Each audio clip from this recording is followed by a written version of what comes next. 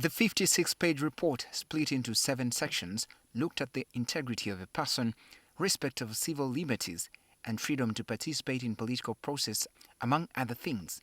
Under integrity of a person, the report cited arbitrary deprivation of life and other unlawful or politically motivated killings, torture, and other cruel, inhuman, or degrading treatment, arbitrary arrest or detention, and prison conditions that are life-threatening.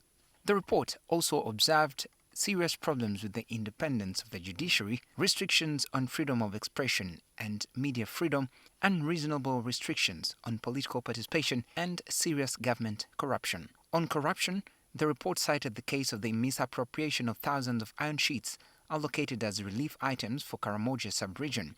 Several ministers were implicated in the scandal, and some were sacked. The report further highlights challenges with freedoms of assembly and association and cites the blocking of opposition National Unity Platform party officials and their supporters who had gone to Buvuma to celebrate Women's Day. The UN independent expert on promotion of democratic and equitable international order, Dr. Livingstone Sewanyana, says that indeed a number of issues highlighted in the report are not new and asks for commitment from government to deal with the perpetrators. All in all, what is more important is for the government to take these issues seriously and also to take far-reaching reforms in order to address the inefficiencies and inadequacies in order to guarantee a more democratic, stable and prosperous country. He also highlights the areas which he feels the report fell short of.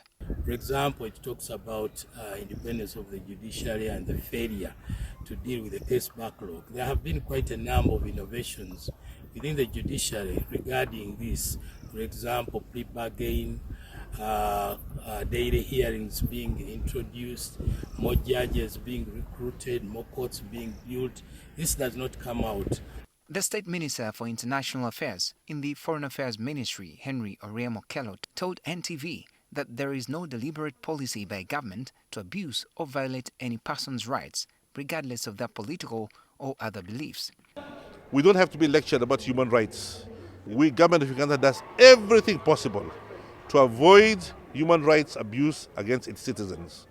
Any individual, any human rights against the citizens of Uganda is not deliberate or planned by the government of Uganda.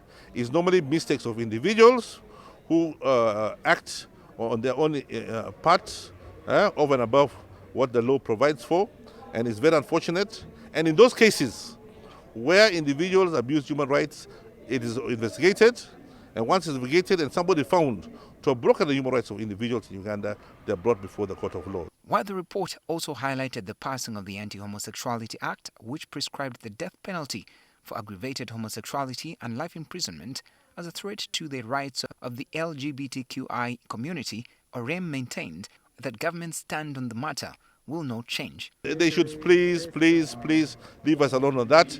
That's a no-go area, okay? That is entrenched in our culture and ways of life. We do not complain about the Americans and the Europeans and other people's way of life, okay? Good luck to them how they conduct their cultures and way of life.